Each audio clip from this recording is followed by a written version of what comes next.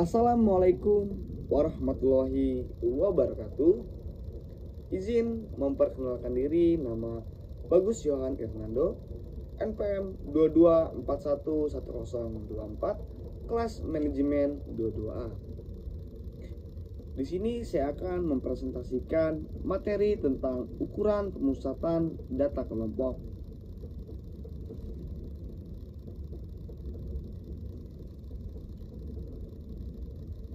Oke, baiklah. Definisi pemusatan data. Ukuran pemusatan data adalah suatu nilai tunggal yang mewakili suatu kumpulan data dan menunjukkan karakteristik dari kumpulan data tersebut. Ukuran pemusatan menunjukkan pusat dari nilai data.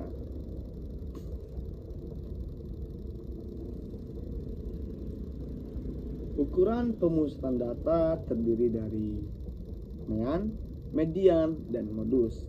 Masing-masing akan saya jelaskan. Mean adalah perhitungan untuk menghitung nilai rata-rata pada data berkelompok. Median, nilai tengah atau data yang berletak di tengah-tengah pada data berkelompok. Dan modus, nilai yang paling sering muncul pada distribusi data berkelompok.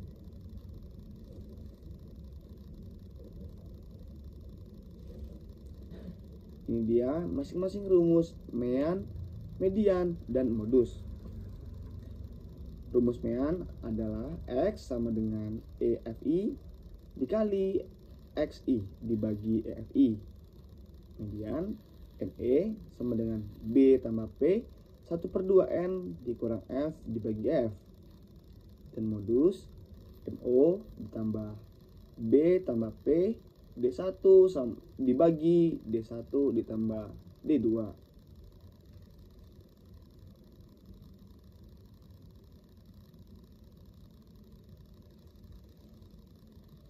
Mean adalah metode yang umum digunakan dalam statistik.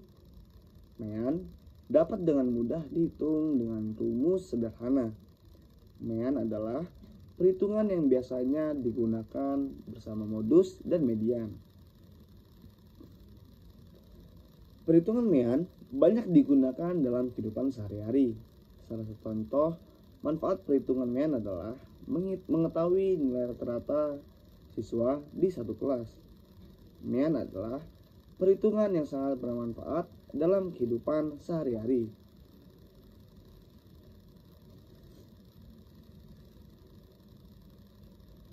Jenis ukuran pemusatan data terdiri dari yang pertama ada rata-rata hitung atau bisa dibilang mean, yang kedua median, yang ketiga modus, yang keempat rata-rata ukur, dan yang kelima rata-rata harmonis.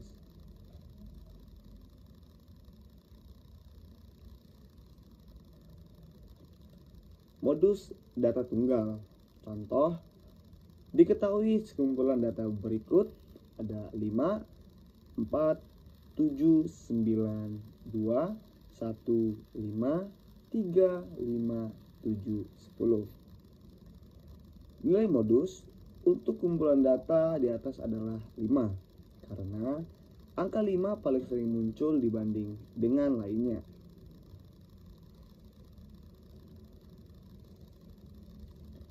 Kelemahan mean.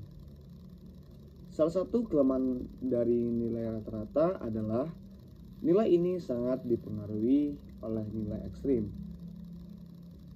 Misalnya, kita memiliki data 10, 12, 15, 13, 15, 10, 16, 18, 16, dan 10. Maka, nilai rata-rata dari data-data tersebut adalah 13,5. Namun, apabila data terakhir kita diganti dengan status, maka nilai rata-ratanya akan menjadi 22,5. Artinya, apabila terdapat nilai ekstrim, sangat besar atau sangat kecil, maka nilai rata-rata akan berubah sangat drastis.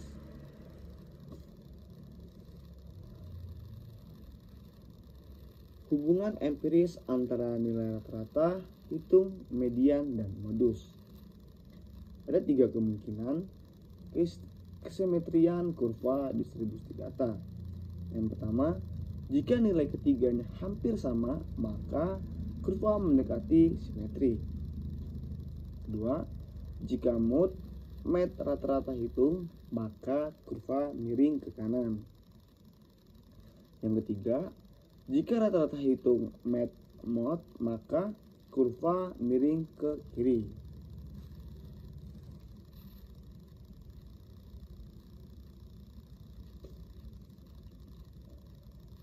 Masih berhubungan dengan empiris antara nilai rata-rata hitung, median, dan modus. Jika distribusi data tidak simetri, maka terdapat hubungan rata-rata hitung sampai modus sama dengan 3 rata-rata hitung median. Dengan rumus X dikurang mod sama dengan 3 buka kurung X dikurang met tutup kurung.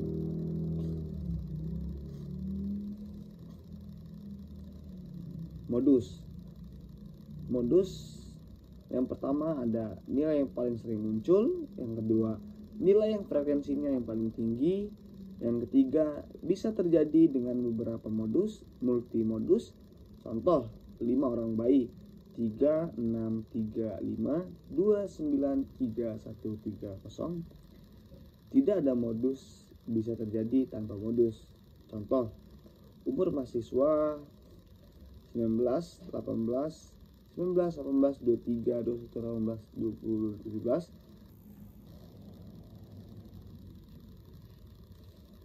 Baiklah, slide selanjutnya ada ukuran pemusatan data central tendency. Salah satu aspek yang paling penting untuk menggambarkan distribusi data adalah pusat data pengamatan, tendensi sentral. Setiap pengukuran artimatika yang ditujukan untuk menggambarkan suatu nilai yang mewakili nilai pusat atau nilai sentral dari satu gugus data himpunan pengamatan dikenal sebagai ukuran tendensi sentral. Kedua, merupakan nilai tunggal yang mewakili semua data atau kumpulan pengamatan di mana nilai tersebut menunjukkan pusat data.